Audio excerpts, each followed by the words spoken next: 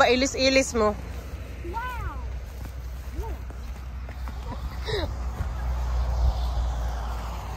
I'm invading someone's land. If this is someone's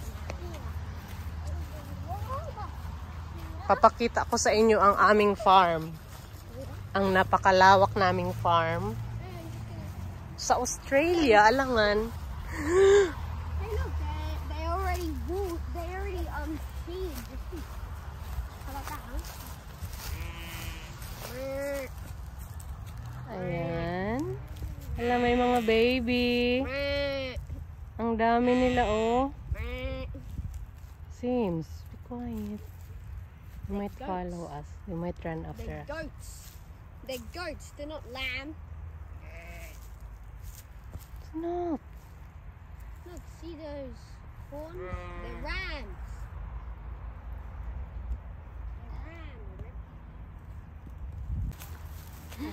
Oh, my birdie tweet.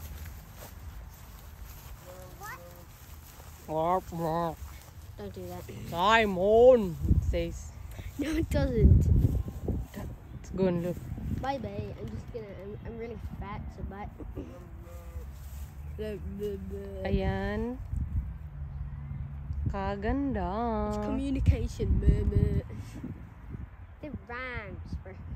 Oh, yeah. There's no skin on it lagi. But they're growing, I think. Because in summer, they need to shear. Yes. I remember last summer. It's a big We had Billy to goat help. grass.